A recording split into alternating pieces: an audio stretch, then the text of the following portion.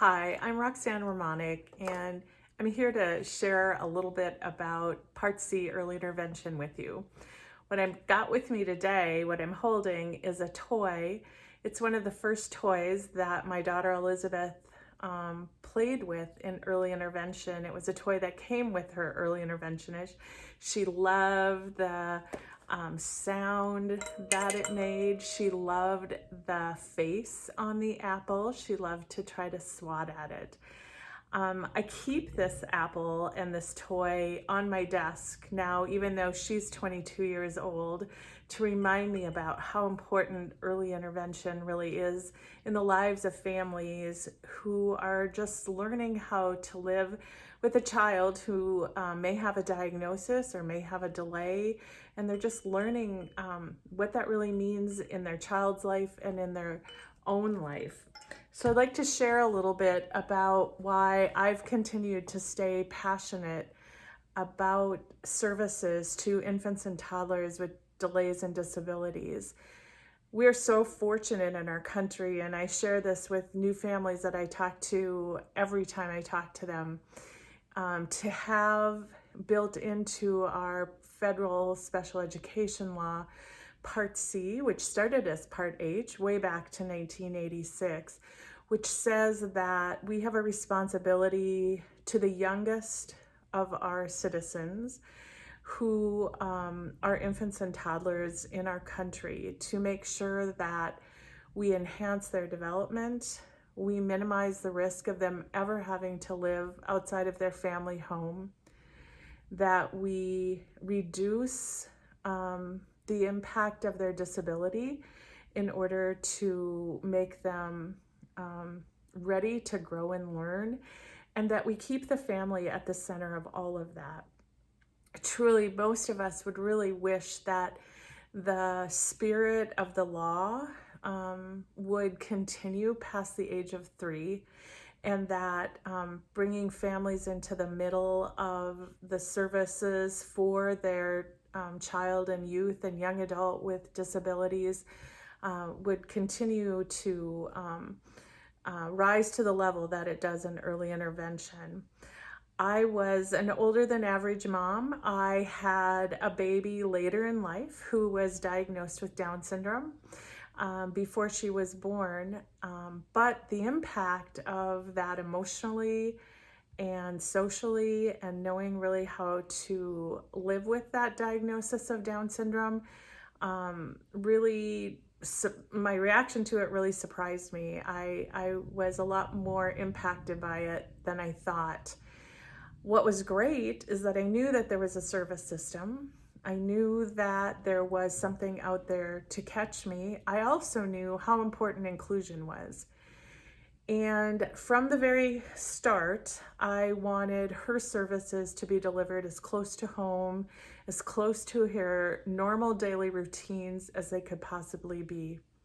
When she was first born, she had a lot of medical problems, and we found ourselves really juggling a lot of doctor's appointments as well as her feeding schedule. She had failure to thrive due to a congenital heart defect, and just the disruption of having to go into medical appointments or having to meet with therapists or professionals really kept us from the important work that we needed to do to feed her on a regular schedule, for me to be able to continue to provide her with breast milk, and for us just to really live as we typically did before she came along, and as if we would live if she didn't have Down syndrome.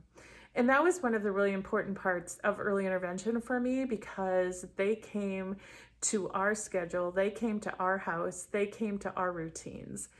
And I found that anytime I had to go out to receive those services, they didn't make as much sense. But when her early interventionist would come and we would talk about what was going on in our day, her day, my son's day, and how we would fit in the learning opportunities for her, it really did make sense. And so I still am a firm believer that our earliest attempts at including our children with the most significant disabilities even starts when we're really figuring out how to help the family blend in that enhanced learning opportunities right into the regular schedule. It's what we know about infants and toddlers, right? They learn where they are. They learn best with the people that they know and love and they feel safe around. And they learn as they're doing. They might be working. Their work as an infant and toddler is to eat and to play and to go through their daily routines like taking a bath or getting their diapers changed. And that's when we have to work things in. That's when we have to figure out and be smart about how to do that, because they don't learn like you and I do if we decide we're going to go take a piano lesson. That's not how infants and toddlers learn. They don't carry that information from a learning session back into their regular environment. And so our early intervention system across the country has worked very hard to figure out how do we really support our children's caregivers. And beyond that, when you're in early intervention, you have an individual family service plan. Well, that F in that word family, is so important, because there's so much to figure out in those first 3 years. How are you going to tell people about your child's disability? What if you need respite care? What if you need to access Medicaid? What if you need to figure out how to understand your health insurance? All of those things are about supporting your young child, your infant, your toddler with disabilities in your home environment, and learning how to do it. So the federal field, the national field, really has 3 family outcomes, which are to help families know their rights, how to help families communicate and advocate for their child's needs, and to help their child learn and grow. Those are measured in every state in our country.